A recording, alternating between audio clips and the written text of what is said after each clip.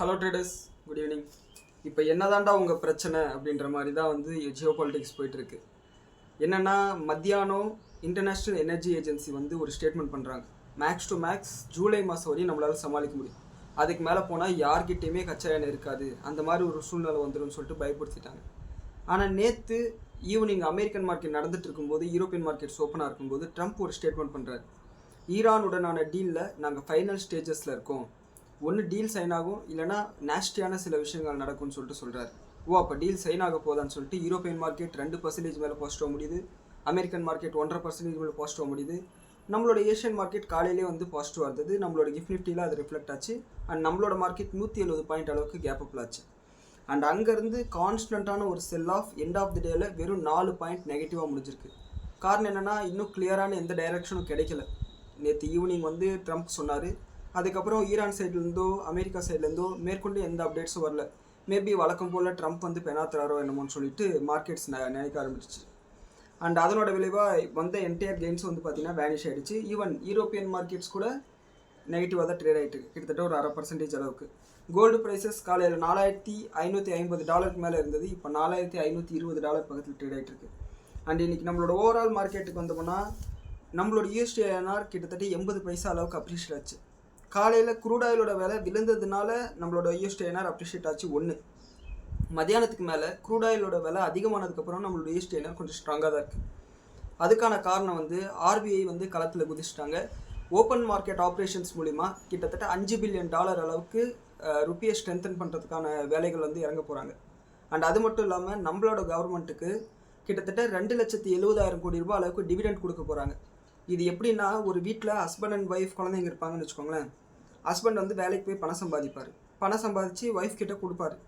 மறுபடியும் ஒரு தேவைன்னும் போது ஒய்ஃப் வந்து அந்த குடும்பத்துக்காக அந்த பணத்தை செலவு பண்ணுவாங்க. அந்த மாதிரி தான் RBI இத்தனை நாள் ரிவர்ஸ் ரெப்போ ரேட் அப்படி இப்படின்னு சொல்லிட்டு லாபம் சம்பாதிச்சது இல்லையா, அந்த லாபத்தையெல்லாம் இப்போ மறுபடியும் கவர்மெண்ட்டுக்கு வந்து ரிட்டர்ன் கொடுக்குது. அண்ட் இந்த லாபத்தில் ஒரு மிகப்பெரிய ஒரு விஷயம் என்னென்னா, RBIயோட பேலன்ஸ் ஷீட் வந்து பெருசாக இருக்குது. இந்த ருப்பி வந்து 10% மேலே டிப்ரிஷியேட் ஆனதுனால RBIயோட பேலன்ஸ் ஷீட்டும் பெருசாகிட்டு, இப்போது அதன் காரணமாக வந்து 2,70,000 கோடி அளவுக்கு கவர்மெண்ட்டுக்கு டிவிடெண்ட்டாக கொடுக்க போகிறாங்க. இந்த டிவிடெண்ட் கவர்மெண்ட் என்ன பண்ணுன்னா, பல்வேறு நலத்திட்டங்கள், அதே மாதிரி இந்த இன்ஃப்ராஸ்ட்ரக்சர் ரிலேட்டட் ப்ராஜெக்ட்ஸ்க்கு வந்து யூஸ் பண்ணுவாங்க. ஸோ இது வந்து ஓவராலாக நம்மளோட எக்கனாமிக்கு நல்ல விஷயம். ஆனால் இன்னொரு நெகட்டிவான ஒரு அப்டேட் வந்தது. RBI என்ன வேணாலும் செய்யலான்ற மூடுக்கு வந்துட்டாங்க. ருப்பியை ஸ்ட்ரென்தன் பண்ணுறதுக்காக தேவைப்பட்டால் இன்ட்ரெஸ்ட் ரேட்டை கூட அதிகப்படுத்தலாம் அப்படின்னு சொல்லிட்டு முடிவு பண்ணியிருக்காங்க. இதை எக்கனாமிக்ஸில் வந்து குவான்டிடேட்டிவ் டைட்னிங்னு சொல்லுவாங்க. ஸோ அப்படி பண்ணாங்கன்னா பிஸ்னஸஸ் வந்து மறுபடியும் அதிகமான வட்டி கட்டுற மாதிரி இருக்கும், ஒரு ஸ்லோ டவுன் வரத்துக்கும் வாய்ப்பு இருக்குது. அண்ட் அது மட்டும் இல்லாமல் ஹவுசிங் லோன் எடுத்துருக்கிறவங்களோட EMI அதிகமாகும். அதாவது EMI வந்து அதே மாதிரி தான் நீங்கள் மாதம் 25,000 கட்டிகிட்டு இருப்பீங்க. இதுக்கு முன்னாடி 30 வருஷத்தில் EMI முடியும்னு நினச்சிட்டு இருந்தீங்கன்னா, நீங்கள் அதே EMI கட்டிட்டு இருந்தீங்கன்னா அது 35 வருஷமாவோ இல்லை 37 வருஷமாவோ அந்த டென்யூர் வந்து அதிகமாகும். இன்ட்ரெஸ்ட் ரேட் ஏற்றிட்டாங்கன்னா, இன்ட்ரெஸ்ட் ரேட்டை குறைக்கும் போது அது அப்படியே உங்களுக்கு ரிவர்ஸாக மாறும்.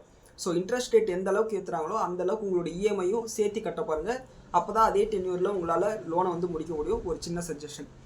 அண்ட் இன்றைக்கி நம்மளோட ஓவரால் மார்க்கெட் அனாலிசிஸ்க்கு வந்தோம்னா, 3,300 கம்பெனியில் 1,908 கம்பெனி பாசிட்டிவாகவும் அண்ட் 1,373 கம்பெனி நெகட்டிவாகவும், 100 கம்பெனியில் பெருசாக மாற்றம் இல்லாமல் இருந்தது. மேபி அது மைக்ரோ கேப்ஸாக இருக்கலாம். அண்ட் செக்டார் வைஸ் பார்த்தோம்னா, IT செக்டார் இன்றைக்கும் வந்து 0.5% அளவுக்கு விழுந்திருக்கு.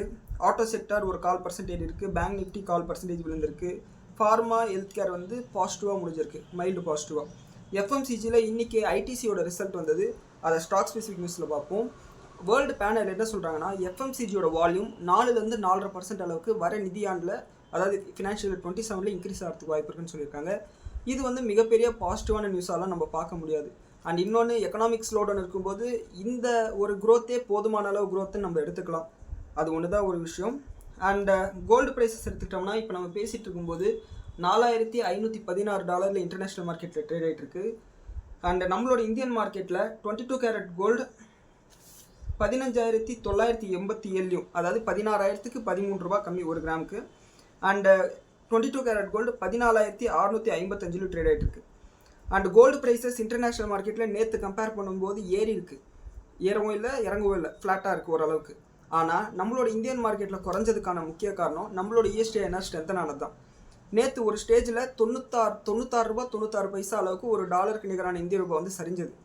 இன்றைக்கி இந்த RBIயோட மெஷர்ஸ், க்ரூட் ஆயிலோட விலை விழுந்தது, பாசிட்டிவான சிக்னல்ஸ் காரணமாக மறுபடியும் நம்மளோட USD/INR 95 ரூபா 20 பைசா அளவுக்கு அப்ரிஷியேட் ஆயிருக்கு. 96 ரூபா 20 பைசா அளவுக்கு அப்ரிஷியேட் ஆயிருக்கு. கிட்டத்தட்ட 80 பைசா. அதை பார்த்தோம்னா ஒரு 0.9% அளவுக்கு அப்ரிஷியேட் ஆயிருக்கு.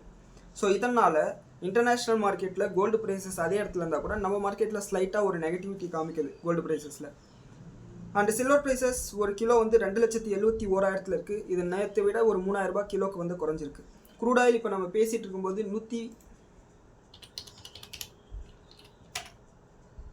$107 இருக்குது. ஆனால் ஈவினிங் 4 மணிக்கு மேலே என்ன ஒரு அப்டேட் வந்துச்சுன்னு தெரியல. நானும் வந்து ஃபுல்லாக தேடி பார்த்துட்டு எந்த ஒரு கிளியரான அப்டேட்டும் இல்லை. க்ரூட் ஆயிலோட விலை $104 $107 வரைக்கும் போயிருக்கு. $3 அளவுக்கு இன்க்ரீஸ் ஆயிருக்கு. கோல்டு ப்ரைஸஸ் கிட்டத்தட்ட ஒரு அவுன்ஸுக்கு $30 குறைஞ்சிருக்கு. நம்மளோட கிஃப்ட் நிஃப்டி இப்போவே வந்து கிட்டத்தட்ட ஒரு 120 பாயிண்ட் அளவுக்கு கேப் டவுன் சொல்லிட்டு காமிக்குது. ஒருவேளை அட்டாக்ஸ் பண்ண போகிறோன்னு சொல்லிட்டு ஸ்டேட்மெண்ட் பண்ணிட்டாங்களா, இல்லை ஐஆர்ஜிசி நாங்கள் அமைதிக்கு ஒத்துக்க மாட்டோம்னு சொல்லிட்டாங்களா, இல்லை கான்ட்ராடிக்டரியான ஸ்டேட்மெண்ட் ஏதாவது பண்ணிட்டாங்களா, ட்ரம்ப் ஏதாவது பேசினாரா, இது எல்லாத்தையும் நான் தேடி பார்க்குறேன். எனக்கு கிளியராக வந்து எந்த சிக்னலும் தெரியல. மேபி இதுக்கு மேலே அப்டேட்ஸ் வரலாம். அண்ட் $107 போயிட்டு அங்கே வந்து ஸ்டேபிளாக இருக்குது. கிட்டத்தட்ட ஒரு ஃப்ளாக் பேட்டர்னில் வந்து பார்த்தீங்கன்னா 5 மினிட் சார்ட்டில் வந்து ட்ரேட் ஆகிட்டு இருக்கு க்ரூட் ஆயில். ஸோ என்னன்னு சொல்லிட்டு வெயிட் பண்ணி தான் பார்க்கணும். அண்ட் எஃப்ஐடி டேட்டா இப்போ நம்ம பேசிகிட்டு இருக்கிற இந்த நேரம் வரையும் ரிலீஸ் ஆகலை. மேபி இந்த வீடியோட எண்டிங்கில் ரிலீஸ் ஆச்சுன்னா பார்க்கலாம். அப்படி இல்லைனா கீழே கமெண்ட் செக்ஷனில் கொடுக்குறேன். நம்மளோட வாட்ஸ்அப் சேனலில் அதை மென்ஷன் பண்ணுறேன். அண்ட் இன்றைக்கி ஸ்டாக் ஸ்பெசிஃபிக் நியூஸ்க்கு வந்தோம்னா ஐடிசி அவங்களோட Q4 நம்பர்ஸை ரிலீஸ் பண்ணியிருக்காங்க. இவங்க டிவிடெண்ட்டாக வந்து பார்த்தீங்கன்னா ஒரு ஷேருக்கு $8 அனௌன்ஸ் பண்ணியிருக்காங்க. இவங்களோட ப்ராஃபிட் வந்து 5% அளவுக்கு இன்க்ரீஸ் ஆயிருக்கு. போன வருஷம் 4,874 கோடி ரூபா பண்ணவங்க Q4ல். இந்த வருஷத்தோட Q4ல் 5,100 கோடி ரூபா லாபம் பண்ணியிருக்காங்க. இது எஸ்டிமேட்டை விட அதிகம். அனலிஸ்ட் வந்து என்ன எஸ்டிமேட் போட்டாங்கன்னா ஒரு 4,900 கோடி வரலாம். ஏன்னா இந்த சிகரெட் மேலே டாக்ஸஸ் ஏற்றுனாங்க இல்லையா, அதனால் வந்து இந்த அளவுக்கு வரலாம்னு சொல்லிட்டு எஸ்டிமேட் போட்டிருந்தாங்க. ஆனால் எஸ்டிமேட்டை விட நல்ல ரிசல்ட்டே கொடுத்துருக்காங்க. இவங்களோட ரெவன்யூ வந்து 18,500 கோடியிலேருந்து 21,700 கோடியாக இன்க்ரீஸ் ஆயிருக்கு. ரெவன்யூ என்னமோ கிட்டத்தட்ட 15% அளவுக்கு இன்க்ரீஸ் ஆயிருக்கு. ஆனால் மார்ஜின்ஸ் குறைஞ்சதுனால இவங்களோட ப்ராஃபிட் வெறும் 5% தான் இன்க்ரீஸ் ஆயிருக்கு. மார்ஜின் 29% மெயின்டைன் பண்ணிட்டு இருக்காங்க.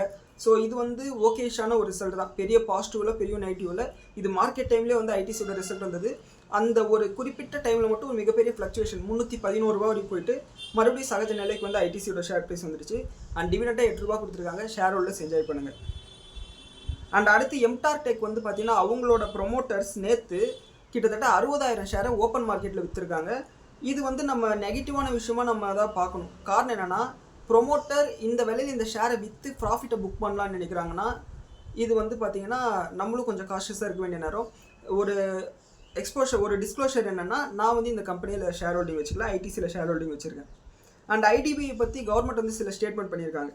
டிஸ்இன்வெஸ்ட்மெண்ட் ப்ராசஸ் மறுபடியும் வந்து போயிட்டுருக்கு. அண்ட் நாங்கள் வந்து பிட்ஸை வந்து ஓப்பன் பண்ணுறதுக்கு கூடிய சீக்கிரமே நோட்டிஃபிகேஷன் கொடுப்போம்னு சொல்லியிருக்காங்க. எப்படியாவது இந்த ஐடிபிஐ பேங்க்கு விற்றே ஆகணும்னு சொல்லிட்டு கவர்மெண்ட் நினைக்குது. ஸோ என்ன நடக்கும் தெரியல. ஏன்னா நிறைய முறை இதை ட்ரை பண்ணி அந்த ஆஃபர் ஃபார் சேலை வந்து கம்ப்ளீட் பண்ண முடியாமல் ஃபெயிலாக இருக்குது.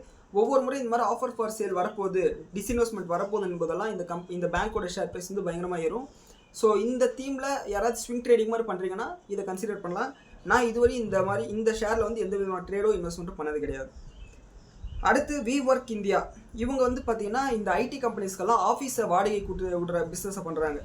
அண்ட் இவங்களுக்கு வந்து மெயின் இன்கமே வந்து இதுதான்.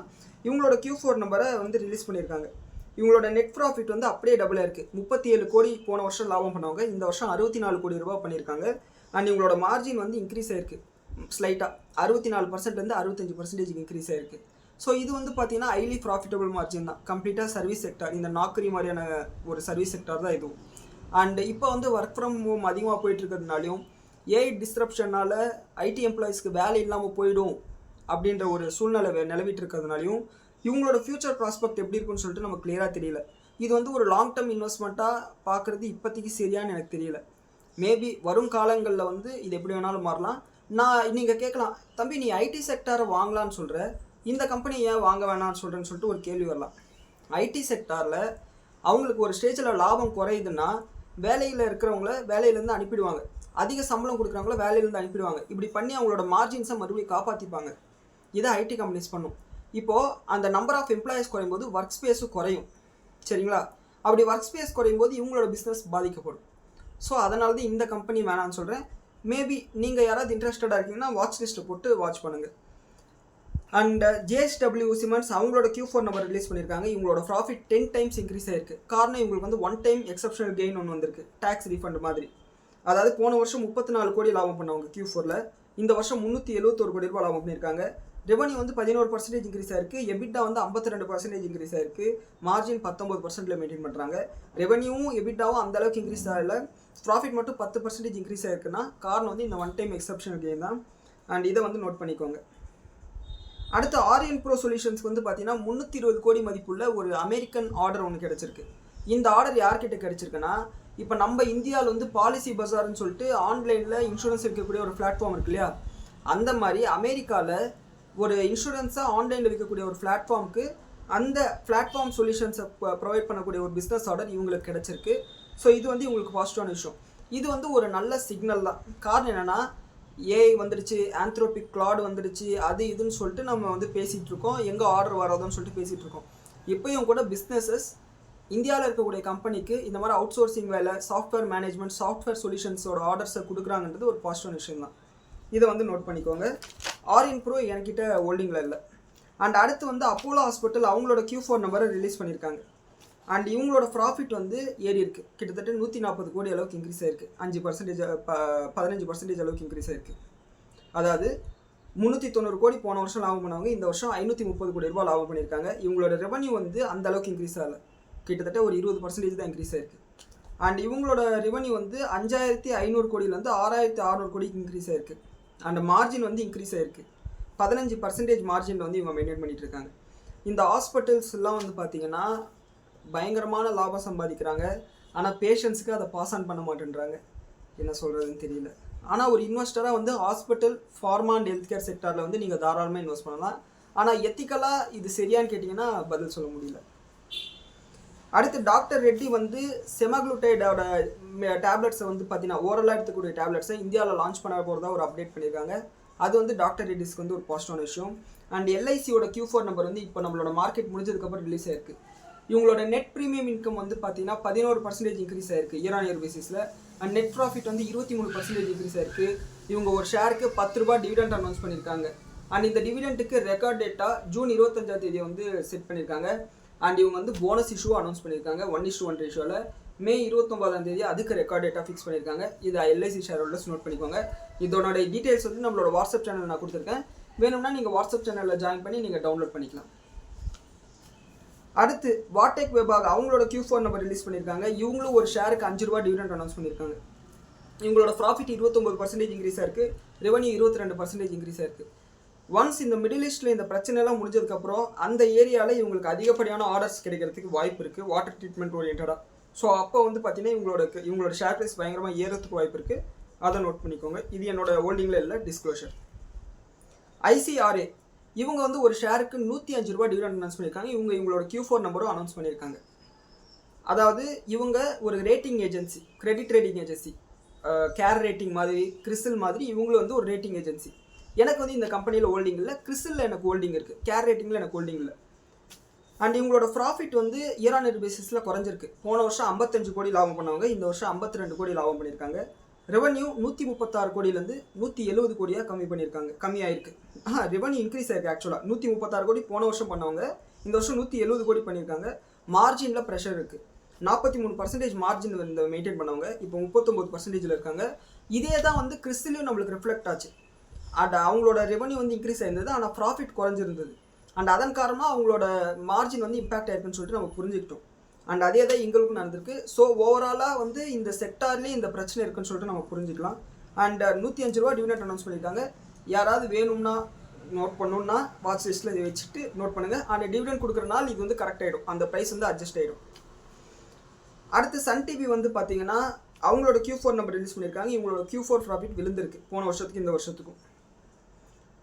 370 கோடி போன வருஷம் லாபம் பண்ணவங்க இந்த வருஷம் 232 கோடி பண்ணியிருக்காங்க. ஈவன் ரெவன்யூ கூட வந்து பார்த்தீங்கன்னா ஒரு 7-8% அளவுக்கு இருந்திருக்கு. போன வருஷம் 940 கோடி லாபம் பண்ணவங்க, ரெவன்யூ பண்ணவங்க, சேல்ஸ் பண்ணவங்க இந்த முறை 880 கோடி தான் சேல்ஸ் பண்ணியிருக்காங்க. இவங்களோட மார்ஜினில் அதே மாதிரி தான் மெயின்டைன் பண்ணிட்டு இருக்காங்க. 45%லேருந்து 44% குறைஞ்சிருக்கு. ஸோ இவங்க வந்து டிவிடெண்டாக எதையும் அனௌன்ஸ் பண்ணலை. இப்போ நம்ம பேசிகிட்டு இருக்கும்போது ஆக்சுவலாக நான் சொன்ன மாதிரி க்ரூட் ஆயிலோட விலை $108 கிராஸ் பண்ணிடுச்சு.